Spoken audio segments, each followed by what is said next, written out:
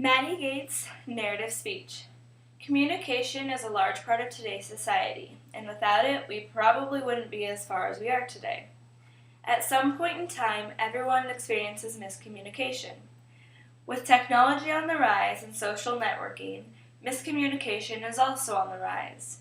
But sometimes I feel as though miscommunication goes unknown, even when speaking in person. I myself have experienced a great deal of miscommunication. My senior year of volleyball, on a Friday night after practice, our coach told us that we would not be lifting on Monday, that we would be practicing at 4 o'clock. So Monday morning after school, we were in the locker room getting ready for practice. Around 3:30, our athletic director approached us and told us that we were supposed to be lifting, according to the text that she received from our head coach. After arguing with her for a little while, we went down to the weight room. At that point, it only left us 15 minutes to lift. At 4 o'clock, our assistant coach came, and she asked us why we were lifting, why weren't the nets set up. So we explained to her that the athletic director had approached us. So instead, we ended lifting at 4 o'clock and went in and set up the nets and began practice. At 4:15, our coach still hadn't arrived, so we continued practice without him. At 4:30, he finally arrived, and we completed practice with him there.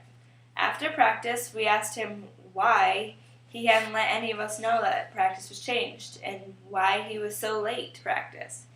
He told us that he was at work late, and that things had changed. The miscommunication that occurred that day was probably the worst that I've ever experienced. At the time, there was nothing any of us could do to fix it, which just bugged all of us. The situation went wrong in so many different ways. For one, our head coach didn't let our assistant coach know of any of the changes. And number two, he told our athletic director that we would be lifting after school, but he never mentioned the fact that practice was moved back to 4:30, since that was as early as he could get there. And third of all, he had all of our phone numbers. Why didn't he let any of us know? He didn't communicate with even one player. At the time, everyone was confused and frustrated about what we were to do.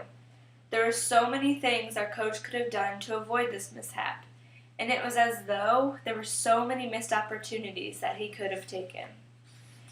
First of all, our coach could have contacted the assistant coach through text or email, letting her know that he was running late from work and we would be lifting after school and practicing at 4:30.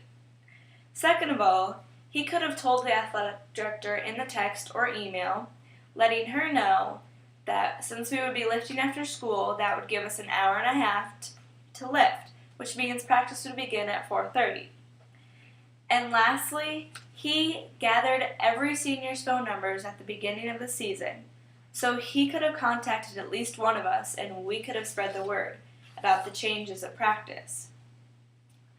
Whether our coach forgot to communicate the change or he thought we would know since we were scheduled to lift after school, none of us are sure still to this day.